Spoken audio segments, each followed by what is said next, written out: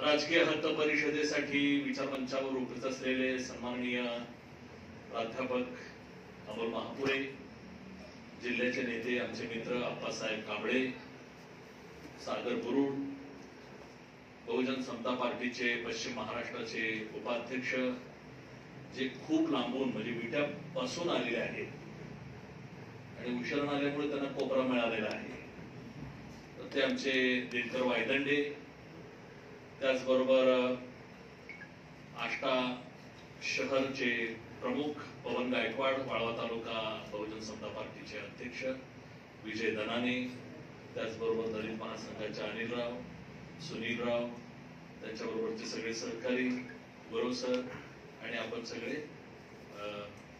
बंधू भगिनी.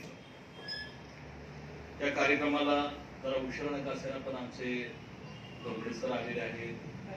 बऱ्याच दिवसात बघतोय तब्येत जरा हडबडलेली दिसते, काळजी घ्यावी लागेल. नेताजी मस्के, त्याचबरोबर अशोक सक्ते, लखन इकडे, मोहनराव आणि सर्व मान्यवर मित्र.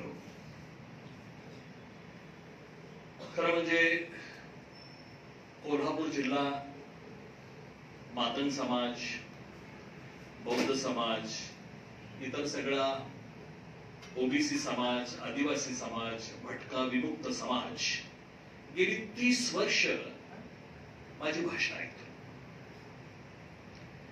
या कोल्हापूरमध्ये तर मी इतकं टोकदार आंदोलन केलेली आहेत आणि इतकी टोकदार चळवळ केलेली आहे की कोल्हापूर जिल्ह्याच्या सामाजिक चळवळीचा इतिहास लिहिताना दलित महासंघाला कुणीही टाळू शकत नाही, एवढा मोठा इतिहास दलित महासंघाच्या माध्यमातून आपण रचलेला. तुम्हाला आश्चर्य वाटेल, बऱ्याच जणांना माहित नसेल म्हणून मी सांगतोय, अगदी थोडक्यात सांगतो की या कोल्हापूर जिल्ह्यामध्ये ज्यांची दहशत आहे, असे राजकारणातले, समाजकारणातले जे धनदांडगे आहेत, जे जात दांडगे आहेत की ज्यांना समाज घाबरतो,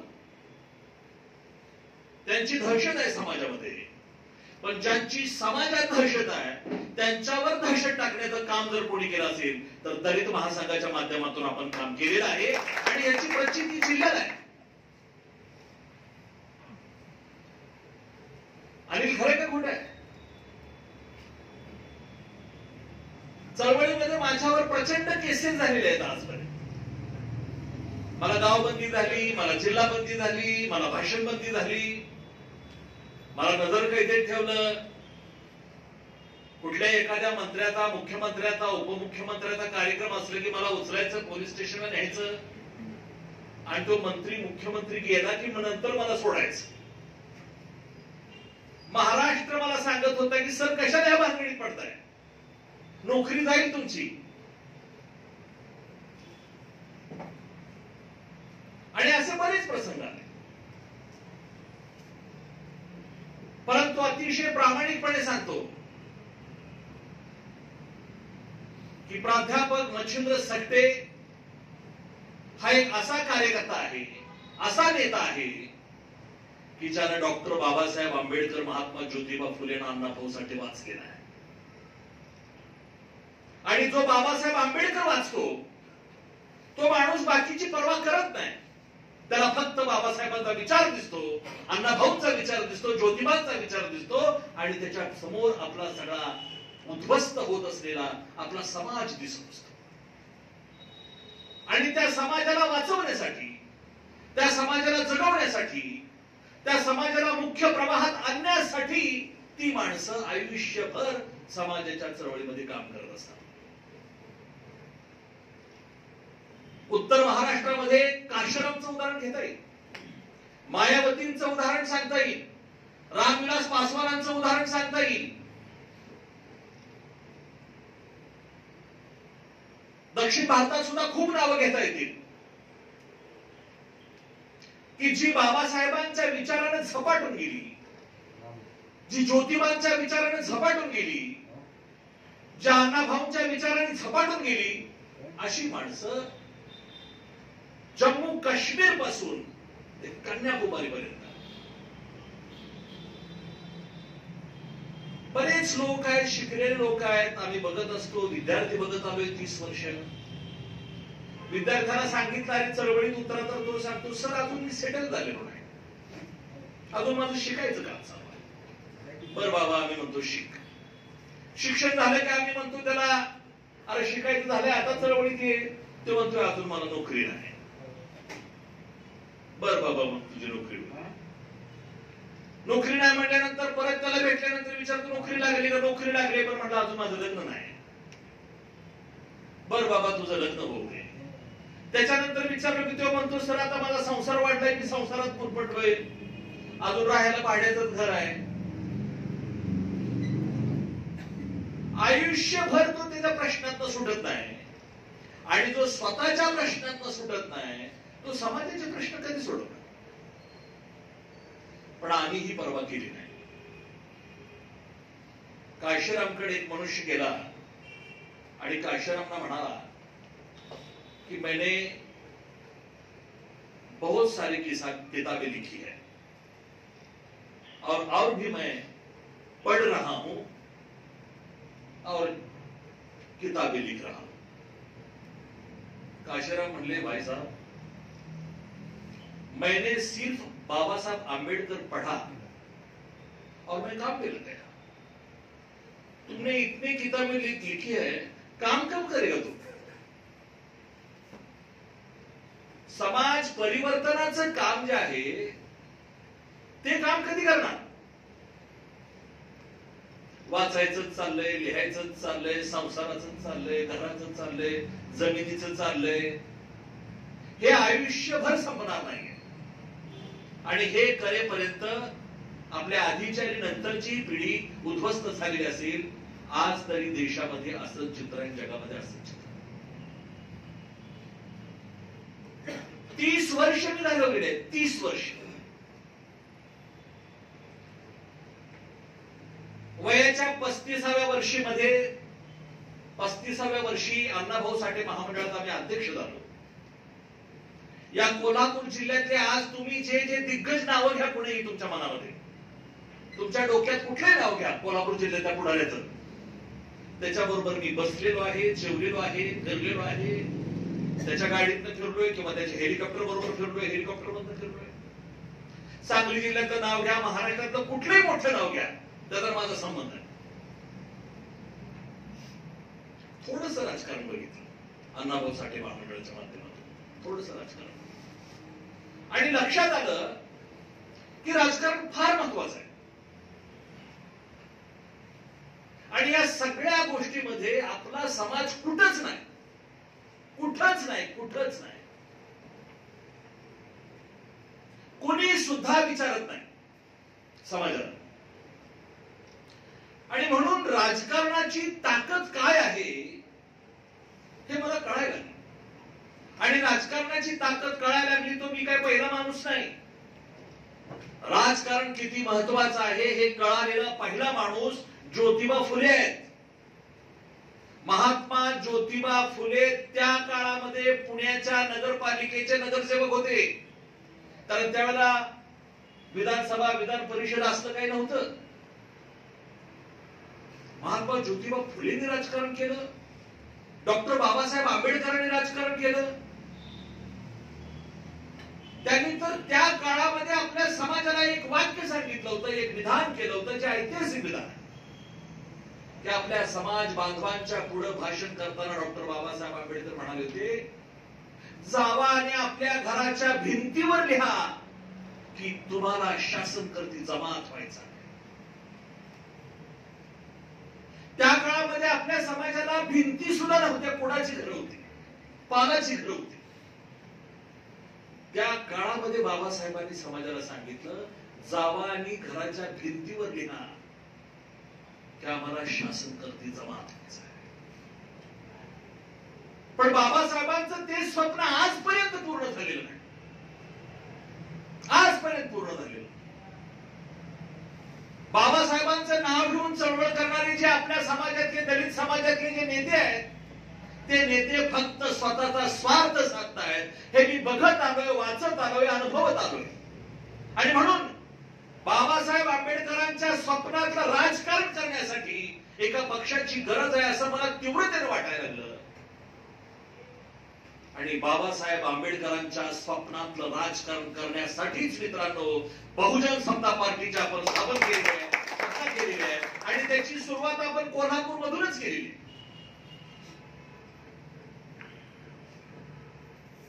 माझ्या डोक्यात हे गणित नाहीये की आपला मुख्यमंत्री होईल किंवा मी मुख्यमंत्री होईल, मी खासदार होईल, मी आमदार होईल. हे स्वप्न नाही, हे सोपं पण नाही, हे अतिशय अवघड आहे.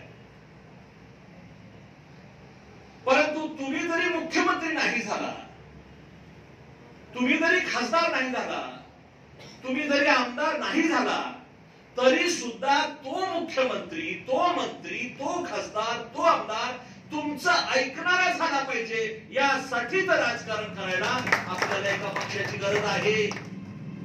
कोण विचारत नाही आपल्याला, लक्षात ठेवा, कुणीही विचारत नाही.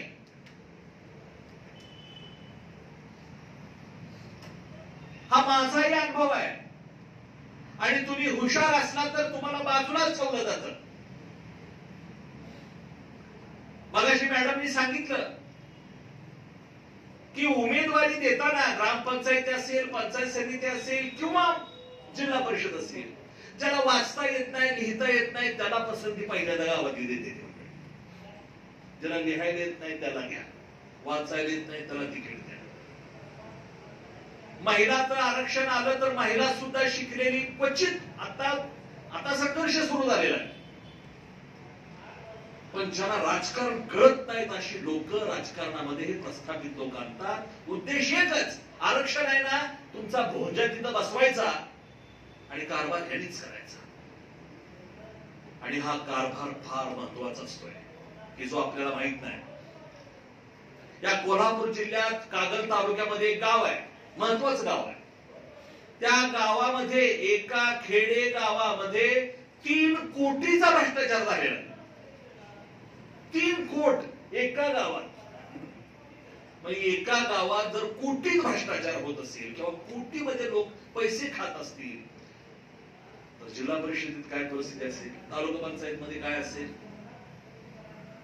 आमदारकीत काय असेल, खासदारकीत काय असेल, मंत्रिमंडळात काय असेल.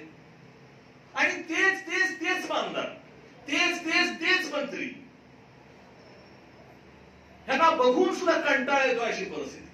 तेच डायलॉग, तेच विचार, काही फरक नाही. मी तर अक्षरशः कंटाळून गेलो या लोकांना. पण काम काही नाहीये. सत्ता घरामध्ये, त्याच घरामध्ये सत्ता. कुठेही नजर टाका, देशात नजर टाका, मी कोल्हापूरचं फक्त बोलत नाही, भारतामध्ये नजर टाका, दिल्लीपासून गल्लीपर्यंत.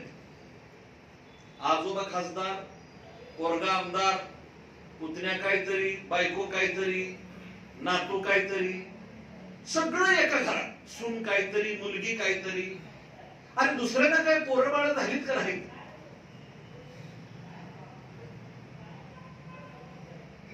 घराणेशाही ही लोकशाहीला घातक असते. आपण बाबासाहेबांच्या विचारानं जाणारी माणसं आहोत, आपण संविधानाला मानणारी माणसं आहोत. घराणेशाही ही लोकशाहीला जर घातक असेल आणि आपण जर घराणेशाहीचं समर्थन करत असू तर राजकारण होणार कसं? पैशातून सत्ता आणि सत्तेतून पैसा, पैशातून सत्ता आणि सत्तेतून पैसा, हेच चक्र सुरू आहे. आणि आपण सगळे राजकारणामध्ये गुलाम झालेलो आहोत. गुलाम झालोय आपण राजकारणात. निवडणुकीला लोक सुद्धा पैसे मागतात, मतदार पैसे मागतात. आणि किती? मगाशी मॅडमनी उदाहरण दिलं, गाढवाला जेवढी किंमत आहे तेवढी आपल्या मताला नाही. म्हणजे आपण कसले मतदार इथले गाढव म्हणायचं काय? गाढवाला जेवढी किंमत आहे तेवढी जर आपल्या मताला किंमत नसेल तर काय करायचं? माझं तर आपल्या सगळ्यांना सांगणं आहे, लोकशाहीमध्ये मताची किंमत होऊ शकत नाही. लोकशाहीमध्ये मताची किंमत अमूल्य आहे. त्याची किंमत करता येत नाही, कॉस्ट करता येत नाही त्याची. कारण vote is not cost but value. ते मूल्य आहे, किंमत नाही. पण आपल्याला ते कळेना झालंय. 200 रुपये, 300 रुपये, 500, 1000 आपण मत देतोय. आणि जेवढ्या पैशाला आपण किंमत देतोय ना, तेवढ्याच पैशाची आपली सुद्धा किंमत होत असते. लोकशाहीमध्ये मतांचा जो बाजार चाललेला आहे, मतांचा जो लिलाव चाललेला आहे, हा मतांचा बाजार रोखण्यासाठी सुद्धा बहुजन समता पार्टीच्या माध्यमातून इथून पुढे आपल्याला काम करायचं आहे. कारण हे थांबवलं पाहिजे. हे आपल्या सगळ्यांसाठी घातक आहे. काय होणार आहे 500 रुपये सांगा मला, काय होणार आहे 1000 रुपये? आपल्याला हे थांबवावं लागेल. आपल्याला राजकारण समजून घ्यावं लागेल. आपल्याला राजकारण कळत नाही. तालुक्याचा आमदार आपल्याकडे येतो, आपल्याकडे बघून हसला, आपल्या खांद्यावर हात ठेवला, आपल्या शेजारी उभा राहून फोटो काढला की आपल्याला वाटतं धन्य झालं आता.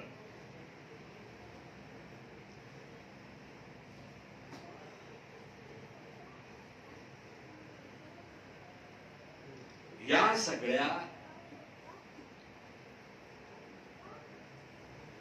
असल्या प्रकारच्या राजकारणाला वैतागून गेलोय.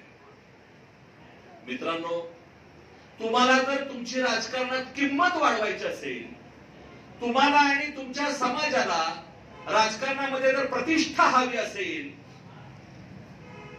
तर ती पैशातून या सिस्टीमच्या विरोधात जर लढायचं असेल, आपल्याला जर प्रतिष्ठा पाहिजे असेल तर या व्यवस्थेच्या विरोधात लढावं लागेल. आणि या व्यवस्थेच्या विरुद्ध लढायचं असेल तर बंदुकीनं नव्हे. लोकशाहीमध्ये जर लढाई करायची असेल तर बंदुकीनं नाही, तलवारीनं नाही, चाकू सुऱ्यानं नाही, तर इथून पुढची जी काही लढाई आहे ती मतपेटीतून लढावी लागेल. आणि त्यासाठी बहुजन समता पार्टी सारख्या राजकीय पक्षाची आपल्याला गरज आहे. ही मतपेटीची लढाई आपल्याला आपण लढलोच नाही. अवघड आहे. कारण मला खात्री आहे उद्या जिल्हा परिषद पंचायत समितीची निवडणूक लागली तर तुम्ही सुद्धा माझं ऐकाल की नाही मला शंका आहे. मी जर तुमच्या गावात आलो तर मला कदाचित तुम्ही भेटणार सुद्धा नाही. पण असं करून नाही चालणार. आपल्या पिढ्या बर्बाद करण्याचं राजकारण देशात चालू आहे. ज्या महापुरुषांना आपण मानतो त्या महापुरुषांना सुद्धा किंमत राहिलेली नाही, कुणी विचारत नाही. अण्णाभाऊ साठेंची तीच परिस्थिती आहे, लहुजी वस्ताद साळवेंची तीच परिस्थिती आहे, मुक्ता साळवेची तीच परिस्थिती आहे. क्रांतिकारकांचा क्रांतिकारक फकीरा राणोजी साठे, त्याची ती परिस्थिती आहे. परवा 8-15 दिवसापूर्वी एक वाद झाला, आपण सगळ्यांनी बघितला असेल व्हॉट्सअपच्या माध्यमातून, की दिल्लीमध्ये doctor Babasaheb Ambedkar international centre जे आहे त्या doctor Babasaheb Ambedkar international centre मध्ये महापुरुषांच्या यादीमध्ये, संत महात्म्यांच्या यादीमध्ये अण्णाभाऊंचं नाव नाही. आपण तर अण्णाभाऊंसाठी एवढं बेबीच्या देठापासून म्हणून काम करतो, त्यांचा जे जे काय करतो, पण देशामध्ये महापुरुषांच्या यादीत अण्णाभाऊंचं नाव नाही, लहुजी वस्तादांचं नाव नाही, मुक्ताचं नाव नाही, फकीराचं नाव नाही. त्याच्यावरती किती मोठा गजब झाला. सामाजिक न्याय विभागाच्या अखत्यारीमध्ये ते doctor Babasaheb Ambedkar international centre येत आहे. सामाजिक न्याय विभागाचे महाराष्ट्रातले राज्यमंत्री आहेत दिल्लीमध्ये रामदास आठवले साहेब. रामदास आठवले साहेब असताना सुद्धा अण्णाभाऊंचं नाव नाही. रामदास आठवले असताना सुद्धा वस्तादांचं नाव नाही, लहुजी वस्तादांचं नाव नाही, फकीराचं नाव नाही. परंतु हे जर नाव आणायचं असेल तर राजकारणातल्याच माणसाकडून येऊ शकतं. समाजाचा रेटा आवश्यक आहेच. समाजाचा उद्रेक, असंतोष झाला, रामदास आठवलेंनी दखल घेतली आणि रामदास आठवलेंनी जाहीर केलं की मी अण्णाभाऊ साठेंचं नाव त्या यादीमध्ये घालतोय. पण नुसतं अण्णाभाऊंचं नाव घालून चालणार नाही. मातंग समाजाची अस्मिता असलेल्या लहुजी वस्तादांचं, मुक्ता साळवेचं आणि फकीरा राणोजी साठेचं सुद्धा नाव दिल्लीतल्या त्या यादीमध्ये आलं पाहिजे, ही बहुजन समता पार्टीच्या वतीनं आमची मागणी आहे. आणि त्या मागणीसाठीची भविष्याची लढाई सुद्धा आपल्याला लढावी लागेल.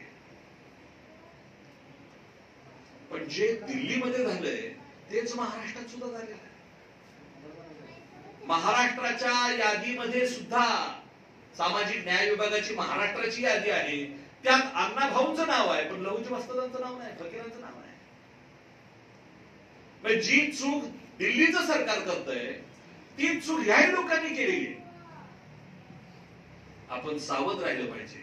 आपल्या अस्मितेच्या प्रश्नावर, आपल्या प्रेरणास्थानांच्या प्रश्नावर, आपल्या श्रद्धास्थानांच्या प्रश्नावरती आपण जागृत असलं पाहिजे. आजचा दिवस माझ्या दृष्टीनं फार महत्वाचा आहे.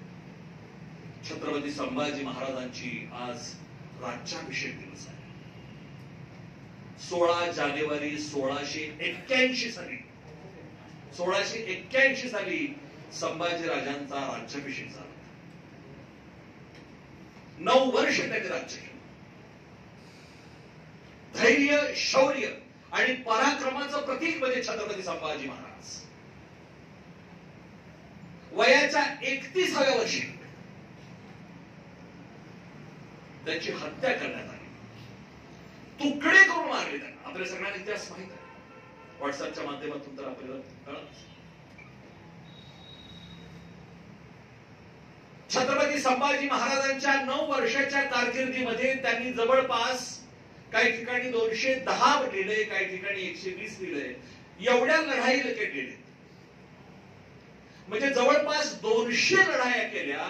या 200च्या 200 लढाई जिंकलेला राजा जर कोण असेल तर छत्रपती संभाजी महाराज. एकही लढाई हरले नाही संभाजी महाराज. औरंगजेबाची सत्ता दिल्लीमध्ये होती, मुघलांची. मुघलांना प्रत्येक ठिकाणी संभाजी महाराज हरवत होते. छत्रपती शिवाजी महाराजांच्याकडून मिळालेलं गनिमी काव्याचं शिक्षण आहे, त्या गनिमी काव्यानं ते मुघलांचा टिपत होते मुघलांना. आणि हे सगळं बघून औरंगजेबानं दिल्लीत प्रतिज्ञा केली की जोपर्यंत संभाजीला संपवत नाही तोपर्यंत राजमुकुट घालणार नाही. आणि दिल्लीवरून औरंगाबाद इथं आला. आपल्याला सगळा इतिहास माहित आहे. संभाजी महाराजांना पकडलं, त्यांचे हाल हाल करून त्यांना ठार केलं, त्यांचे तुकडे केले. इथपर्यंत आपल्याला सगळ्यांना माहित आहे. आणि तुम्हाला हेही माहित आहे की त्यांचे तुकडे करून इतस्ततः फेकले. भीमा कोरेगावच्या शेजारी असणारं वेळू नावाचं जे गाव आहे, वडू बुद्रुक, तिथल्या त्या नदीमध्ये फेकून दिले.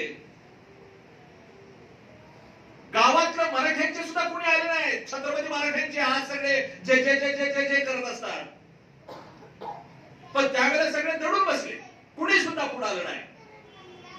पण छत्रपती संभाजी महाराजांचे तुकडे तुकडे केलेला तो देह वडू बुद्रुक मधल्या महार समाजातल्या माणसानं एकत्र केले ते तुकडे आणि ते शिवले. अशा पद्धतीची चर्चा आपल्या सगळ्यांच्या पर्यंत आहे.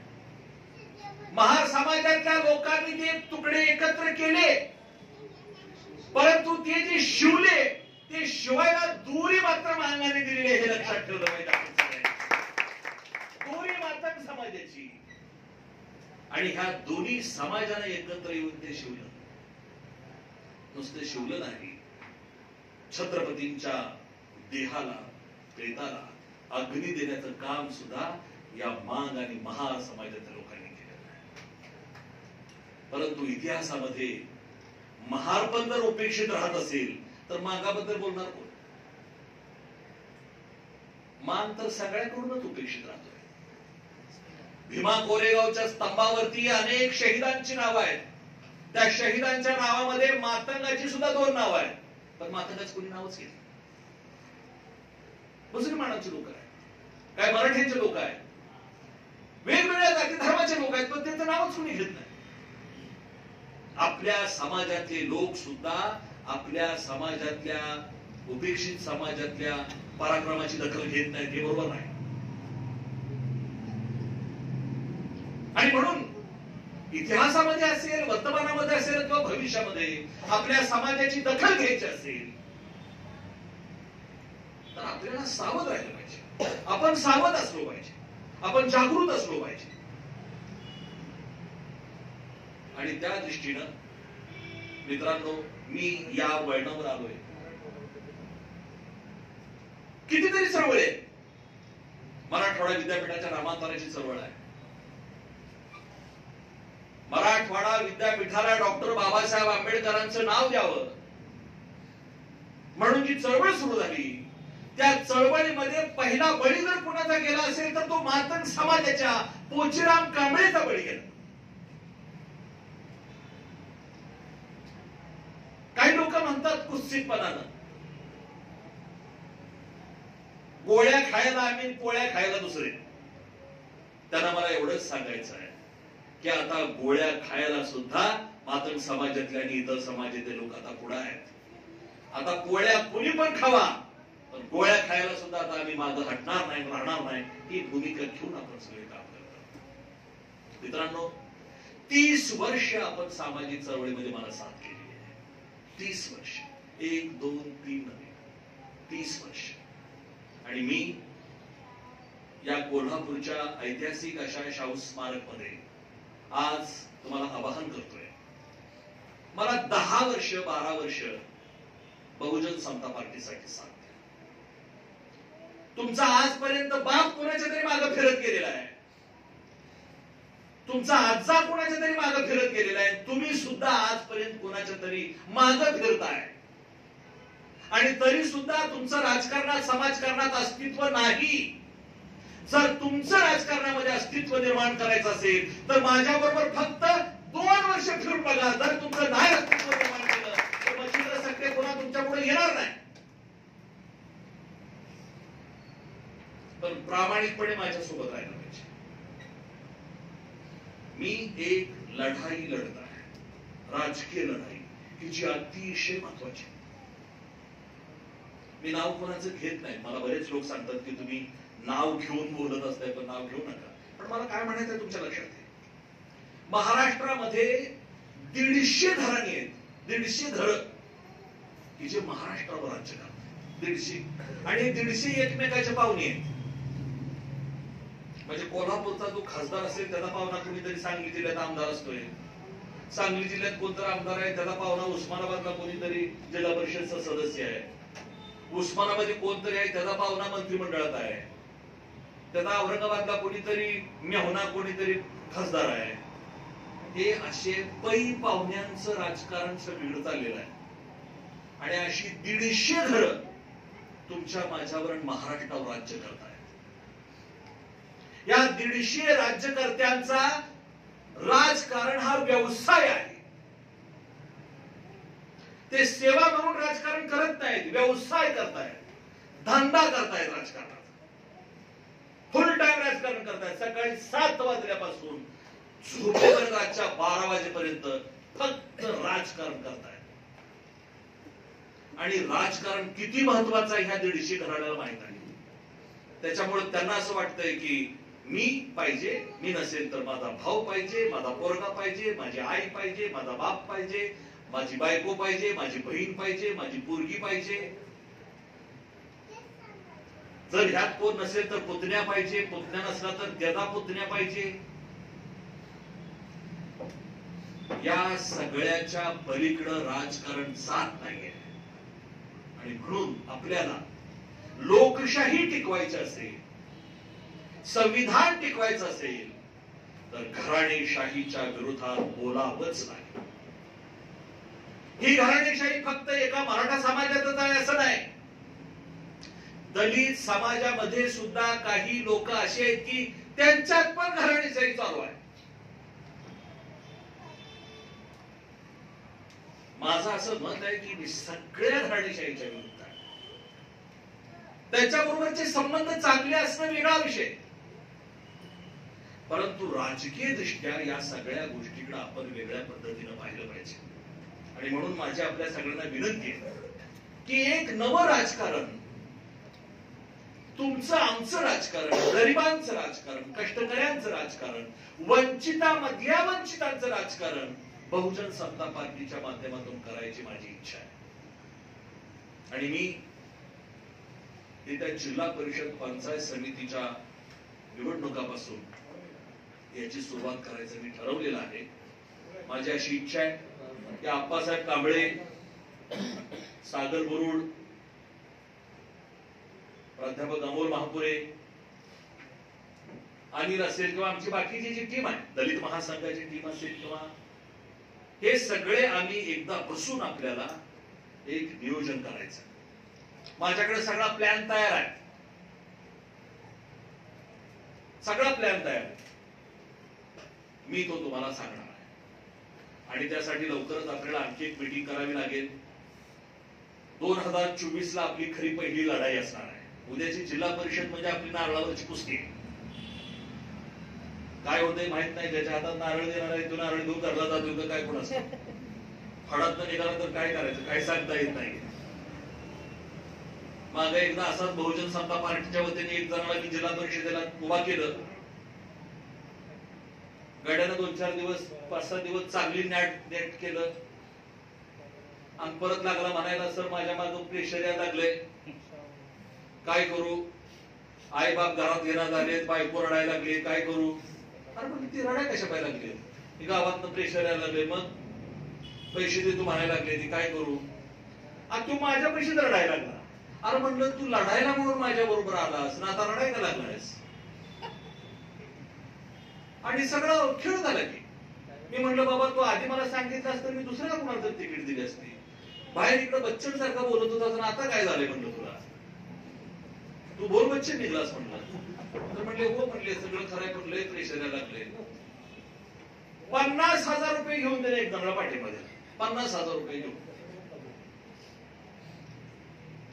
मी नाराज झालो म्हणून ते 50,000 रुपये मिळाल्यापासून तो मला आजपर्यंत दिसला सुद्धा नाही. तुम्हाला 50,000 उमेदवार आमचा दोन्ही तिकडे. आणि मला ह्याचीच भीती वाटते. सुनीलराव हुपरी तुमच्या जिल्हा परिषदेला आहे, राखीव आहे का नाही तो भाग वेगळा आहे. मी ओपन सुद्धा लढवायचं म्हणतोय. आता नगर पंचायत झाली, नगर परिषद नवीन येणार आहे. परंतु या सगळ्या गोष्टीकडे आपल्याला लक्ष द्यावं लागेल. की अशी काहीतरी असणारच आहे. ओपन बी तिकडं दगड बी तिकडं म्हणतो तसं असणारच आहे. पण काय करायचं ह्याचं एक प्लॅन मी थोडंफार केलेलं आहे. फक्त मी आज एवढंच सांगतो की सत्ता प्राप्तीसाठी आपल्याला राजकारण करायचं. सत्ता पाहिजे. जर आम्हाला नाही तर तुला पण नाही, ही भूमिका ठेवून आपल्याला राजकारण करायचं. आणि इथल्या व्यवस्थेमध्ये एकच प्रश्न घेऊन आपल्याला राजकारण करायचं आहे, तो म्हणजे आमचा वाटा कुठं आहे. आपला प्रश्न काय आहे आता, आमचा वाटा कुठं आहे. सगळं तुझ्या घरात चाललंय, सगळं तुझ्या पैपावण्याचं, आमचं कुठं आहे. आमचा वाटा कुठं आहे हा सवाल घेऊन राजकारणामध्ये आपण उतरायचं. काम अवघड आहे, माझं पण अवघड आहे, तुमचं पण अवघड आहे. पण आपल्याला ही लढाई लढायची आहे. 500-1000 रुपयासाठी 5 वर्षासाठी बदनाम होऊ नका, समाजाला बदनाम करू नका, एवढंच एक आवाहन करतो. आणि पुन्हा एकदा मी सांगतो, बहुजन समता पार्टीची स्थापना 20 फेब्रुवारीला आपण केलेली आहे, बरोबर. 20 फेब्रुवारी 19 फेब्रुवारीला छत्रपती शिवाजी महाराजांची जयंती असते आणि 20 फेब्रुवारीला आपण बहुजन समता पार्टीची स्थापना याच दसरा मेळाव्यामध्ये केलेली आहे. 20 फेब्रुवारी हा इंटरनॅशनल सोशल जस्टिस डे आहे. आंतरराष्ट्रीय सामाजिक न्याय दिवसाच्या दिवशी आपण बहुजन समता पार्टीची स्थापना केलेली आहे. अपेक्षा हीच होती आणि स्वप्न हेच आहे की समाजाला न्याय मिळाला पाहिजे. मग तो समाजकारणात असेल, राजकारणात असेल, सर्व क्षेत्रामध्ये समाजाला न्याय मिळवायचा असेल. राजकारणामध्ये पॉलिसी ठरते, धोरण ठरतं आणि त्याची अंमलबजावणी करायची असेल तर राजकीय पक्षाची गरज असते. आणि म्हणून मित्रांनो, राजकीय पक्ष अतिशय महत्वाचा असतो. अमेरिकेमध्ये 100 पेक्षा जास्त राजकीय पक्ष आहेत आणि भारतामध्ये जवळपास 3000 राजकीय पक्ष आहेत. त्यामुळे राजकीय पक्ष केवढा आहे, कसा आहे, तुम्हाला मला काहीतरी सांगतील कोणीतरी, अजिबात लक्ष घालू नका. मी एवढंच सांगतो, महाराष्ट्रानं पाहिलेलं आहे की मच्छिंद्र सकटे जेव्हा साहित्य चळवळ करतात तेव्हा ती अशी करतात की तशी साहित्य चळवळ याच्या आधी कुणी केलेली नाही. मच्छिंद्र सकटे सामाजिक चळवळ करताना अशी चळवळ करतात की ह्याच्या आधी केलेली नाही कुणी, अशी चळवळ मच्छिंद्र सकटे करतात. आणि आता मच्छिंद्र सकटे राजकीय चळवळ करतायत. तुम्हीच सांगायचं ठासून मच्छिंद्र सकटे अशी राजकीय चळवळ करतील की ह्याच्या आधी कुणी राजकीय चळवळ या समाजामध्ये केलेली नाही, असं तुम्हीच प्रचार करायचा आणि त्या तडफेनं तुम्ही मला साथ करावी अशी मी अपेक्षा व्यक्त करतो. या राजकीय चळवळीमध्ये मी माझ्या पत्नीला सोबत घेऊन आलो. मला वाटलं ह्या सभागृहात फक्त माझी बायको एकटीच आहे की काय, पण काय का असेल, कोपर्यातून एक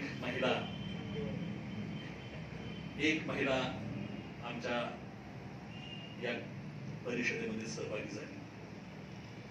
मला असं समजलं, मी असं जातीवरून बोलणं बरोबर नाही, पण ह्या व्यवस्थेत आहे त्यांचा तसा उल्लेख केला म्हणून त्या नंदीवाले समाजाच्या आहेत. मी माझं गाव विट्याजवळचं ढवळेश्वर, तिथं नंदीवाले समाजाच्या आडनाव थोरात आहेत. शिवाजी थोरात नावाचा माझा क्लासमेट होता 10वी पर्यंत. तो माझा आजही खूप चांगला मित्र आहे. नंदीवाली समाजाचे लोक कधीही मागायला आले की पहिल्यांदा माग वाढे द्यायचे. मागापासून कुठल्याही भटकेची सुरुवात व्हायची. तुम्ही दोघं आलाय म्हणून सांगतो, या राजकारणाची सुरुवात सुद्धा तुमच्या आता माझ्यापासून होती. चांगलं होईल, विश्वास ठेवा आणि आपल्याला चांगलं करायचं. चांगलं होईल, सगळ्यांचं होईल. भटक्याला सगळ्यांना सांगूया, घेऊया बरोबर आणि एक नवं राजकारण करूया. राजकारणाचा अनुभव असलेले आमचे धोंगडे आहेत, त्यांनी राजकारण केलेलं आहे. फक्त ते बहुजन समता पार्टी बरोबर येत आहेत का नाही त्याचा बघूया. मी ती काही चर्चा अजून त्यांच्याशी केलेली नाहीये. फक्त माझं सगळ्यांना आव्हान आहे, एका नव्या राजकारणाची सुरुवात करतोय. आज जे काय मला वाटलं 50 लोकांना परवानगी मिळालेली आहे. मी म्हणलं 50 जमतायत का नाहीत, 50 जमतायत का नाहीत, पण सांगायला हरकत नाही या सभागृहामध्ये 65 लोक उपस्थित आहेत. आता मी मोजून आत घेईन असं म्हणालो. खरं तर आकडा घ्यायला नाही पाहिजे होता, पोलिसांनी कारवाई वगैरे करतील की काय 50 पेक्षा जास्त झाली, पण कशाला करतायत. मी आपला सहज आकडा घेतला असं पण परत काहीतरी, तुम्ही काही टेन्शन घेऊ नका. पण चांगलाच कार्यक्रम झाला. एक चांगला छान पैकी कार्यक्रम झाल्याबद्दल प्राध्यापक अमोल महापुरे, आप्पासाहेब कांबळे आणि सागर बुरुडचे मनापासून सगळ्यांनी टाळ्या वाजवून त्यांचा अतिशय योगायोगानं या कार्यक्रम संपण्यापूर्वी दलित महासंघाचे कोल्हापूर जिल्हा अध्यक्ष ही ज्यांची तब्येत बरोबर नाही तरी सुद्धा माझ्या आग्रहाला मान देऊन मी सांगितलं की 2 मिनिट येऊन जावा. ते या ठिकाणी आलेले आहेत. मी प्राध्यापिका पुष्पलता सकटे मॅडम यांना विनंती करतो की मॅडमनी बाबासाहेब दबडे यांचा स्वागत करावं. नुकतंच त्यांच्या मुलीचं लग्न झाले, त्या दिवसापासून ते जे जाम झाले ते आलेले आहेत.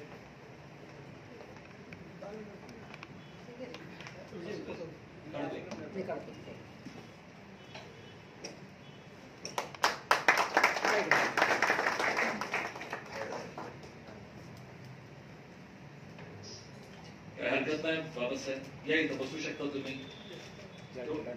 ठीक आहे, तुम्ही तिथं बसू शकता. ही शिस्त अतिशय महत्वाची आहे. माझी अशी अपेक्षा आहे दलित महासंघाच्या स्टेजवर दलित महासंघाचेच कार्यकर्ते राहतील. आम्ही जाऊ बहुजन समता पार्टीच्या स्टेजवर बहुजन समता पार्टीचेच कार्यकर्ते राहतील. महिला आघाडीमध्ये महिला आघाडीच्याच महिला राहतील. मला पण जर बोलवलं तर मी येईल किंवा फार तर त्या जिल्ह्यामध्ये तिकीट तर देणार का? हो 100% 100% तिकीट देणार, फक्त मत पण घेणार तुमच्याकडून. तर काय हरकत नाही. एक नव्या राजकीय चळवळीचा प्रारंभ आजपासून आपण सगळे करत आहोत. फुले, शाहू, आंबेडकर, अण्णाभाऊ साठे, काशीराम, अहिल्याबाई, उमाजी नाईक या सगळ्या महापुरुषांच्या विचारांना सोबत घेऊन आपण बहुजन समता पार्टीचं काम सुरू करायचं आहे. तर मगाशी मी जे सांगत होतो त्यातला शेवटचा मुद्दा की 20 फेब्रुवारीला बहुजन समता पार्टीची स्थापना झालेली असल्यामुळं आपण याच कोल्हापूरमध्ये 20 फेब्रुवारीला बहुजन समता पार्टीचं महाअधिवेशन घेण्याचा संकल्प करत आहोत आणि हे अधिवेशन होईल कोल्हापूरमध्ये. आणि त्याही अधिवेशनाला जर कोरोना कमी झाला तर संकेत बघूया, पण आपण तोही कार्यक्रम कोल्हापूरमध्ये घेत आहोत आणि त्या कार्यक्रमामध्ये बहुजन समता पार्टीची घटना जाहीरनामा आपण सगळं प्रकाशित करत आहोत. आजपर्यंत बरेच पक्ष आलेत, आम्ही मातंगाचा पक्ष अमक तमक, पण त्यांची घटना जाहीरनामा आहे का नाही बघा. परंतु मच्छिंद्र शेट्टींनी सुरुवात केली तर ती एका शिस्तीनच होणार आणि एका प्रतिष्ठेनच होणार. त्यामुळे 20 फेब्रुवारीच्या बहुजन समता पार्टीच्या अधिवेशनामध्ये बहुजन समता पार्टीची घटना आणि जाहीरनामा आपण प्रकाशित करू, आपलं धोरण आपण त्याच्यामध्ये मांडू आणि त्या धोरणाचा पाठपुरावा करण्यासाठी एक नवं राजकारण निर्माण करू, अशा पद्धतीची मी अपेक्षा करतो. या सगळ्या वाटचालीमध्ये आपण सगळे मला साथ कराल अशी अपेक्षा व्यक्त करून मी आपल्या सगळ्यांची रजा घेतोय. जय भारत, जय संविधान, जय दलित. धन्यवाद सर. यानंतर मी आजच्या कार्यक्रमाचे आभार मानण्यासाठी सागर गुरुड यांना विनंती करतो की त्यांनी आभार व्यक्त करावे.